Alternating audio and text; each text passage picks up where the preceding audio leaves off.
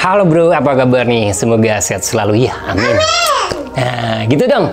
Oke, konten kali ini Mang Udok mau bahas modem terbaru dari Asus. Ini dia penampakannya. Asus RT AX57 Go. Nah, modem ini katanya bisa cocok buat mereka yang suka travel dan butuh koneksi instan. Hah? Buat travel? Penasaran? Pantengin terus video ini, oke? Selamat datang di channel Murdacruise.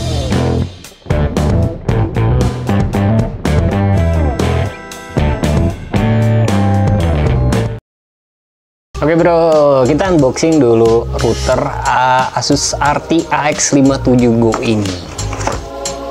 Nah, di dalamnya ternyata udah ada ini login information buat WiFi dan lokalnya. Nah, ini bisa kalian ubah nih. Ini bawaan defaultnya. Ini bisa di blurnya. Terus ada advanced WiFi helper tip. Ini buat lumayan nih kalau ada kendala atau buat ngatur-ngatur. Terus ada kartu garansi. Ini VIP member nih. Kartu garansinya tipis dan gak ada keterangan, cuman serial. Terus ada Asus Quick Setup Guide. Ini buat ngatur WiFi-nya dan kayaknya sederhana banget gitu. Ini perangkat utamanya nih. Ini ukurannya cukup kecil. Nah, warnanya putih. Cuman putih itu biasanya takut cepet kotor kayaknya. Tapi dari build quality oke lah. Oh, ini buat dipasang di tembok. Kayaknya ada konverternya. Oh, bener kan? Nah, ini bukan konverter mah. Bukan, ini mah buat di sini nih buat dipasang gini. Ada kemungkinan gini tuh. Soalnya dudukan biar kokoh.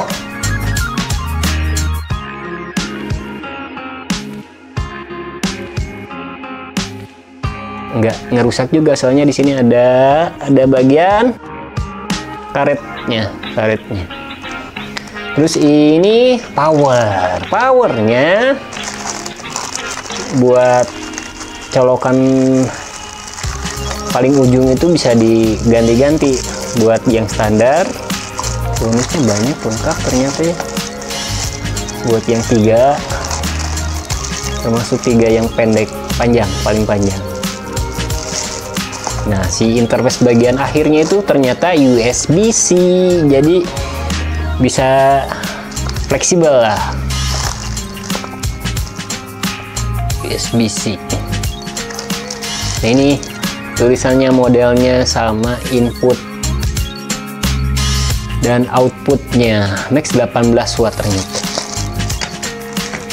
Ini LAN-nya itu cukup unik dan kelihatannya nggak terlalu panjang.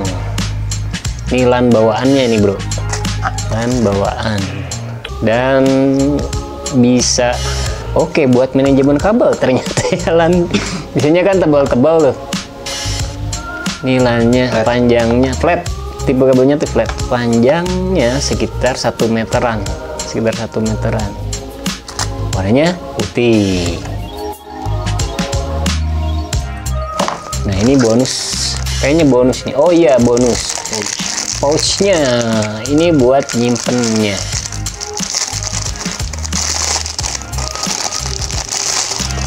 Nah, ini pouchnya nih. Jadi ketika mau dibawa modemnya, masukin. Simple, semua bisa masuk. Terus talinya tinggal ditarik kayaknya mah. Tuh. Udah. Desain router ini terhitung sederhana, simple dan kompak. Nggak semewah kayak seri gaming router kelas ROG atau bahkan seri TUF. Warnanya putih dan Asus nggak nyediain pilihan warna lain selain putih. Buat kelengkapan mungkin terhitung lengkap, tapi menurut Mang Udok pribadi ini dirasa masih kurang. Mang Udok berharap ini ada kabel USB tambahan atau bahkan konektor ekstra lah buat power atau kabel LAN tambahan. Soalnya kalau lihat harga yang ditawarin itu harusnya bisa memenuhi ekspektasi user tentang paket yang dibawa. Untungnya sih opsi head cable power lengkap, banyak varian yang bisa nyesuaiin kebutuhan pengguna. Bicara harga nih bro, harga travel router RT-AX57 Go ini punya angka yang cukup tinggi. Angka terendah yang Mang Udok temukan di marketplace kayak Tokopedia atau Shopee itu punya kisaran harga nyampe 2,7 jutaan lebih. Malah ada juga yang di atas 3 jutaan. Nah, di official store Asus malah nggak tersedia. Jadi apa sih yang bikin router ini menarik? Kalau ternyata desain maupun bonus yang disertakan itu terhitung sederhana, travel router RT-AX57 Go ini nawarin serangkaian fitur yang dirancang buat memenuhi kebutuhan konektivitas berbeda-beda. Artinya perangkat ini nggak cuma dukung pengguna rumahan yang seringkali banyak diam di satu tempat, tapi juga bisa dukung mobilitas yang bisa dipakai saat bepergian. Nah, dukung ini punya beberapa mode antara tethering mobile 4G atau 5G, terus pembuatan hotspot pribadi lewat Wi-Fi publik, dan mode router tradisional. Jadi fleksibilitas ini bisa berguna banget di berbagai lingkungan, termasuk bisa juga jadi pilihan utama saat kalian berada di luar. Cuma ada beberapa titik kelemahan yang menurut Mang Udok pribadi bakal jadi tantangan user saat sedang di luar. Pertama, router ini butuh daya ekstra. Padahal kabel power utamanya itu harus selalu tersambung dengan listrik. Nah, untungnya interface utamanya itu pakai USB-C. Jadi kalian masih bisa pakai power bank sebagai solusinya. Nah, ini bisa jadi catatan penting nih bro, dimana kalian perlu bawa setiap saat power bank atau kabel USB-C ekstra saat bawa router ini keluar. Nah, kelemahan kedua, awalnya Mang Udok pikir ini juga punya slot SIM card. Namun ternyata perangkat ini harus tergantung dengan perangkat ketiga, kayak HP, biar selalu terhubung dengan internet. Jadi smartphone masih jadi pilihan utama sebagai modem buat internetan lewat router Asus ini.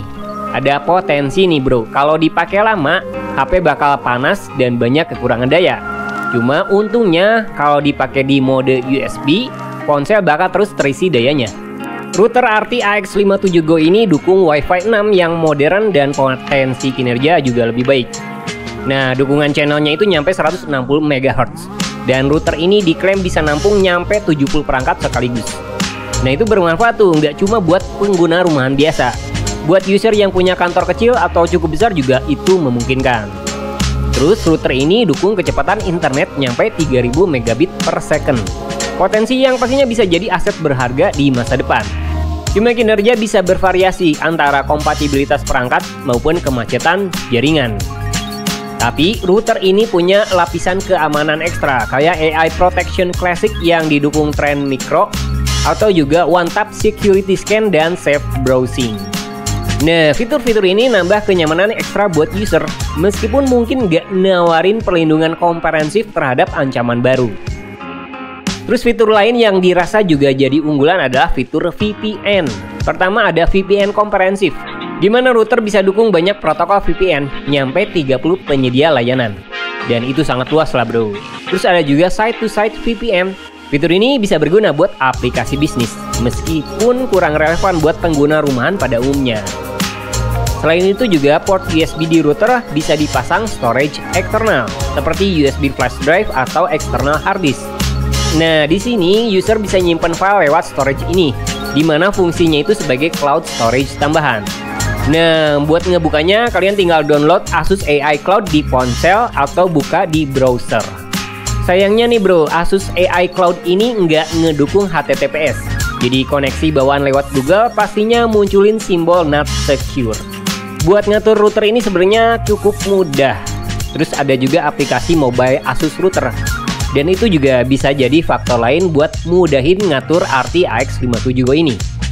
Kalian cuma perlu download secara resmi di Google App Store atau di Apple Store.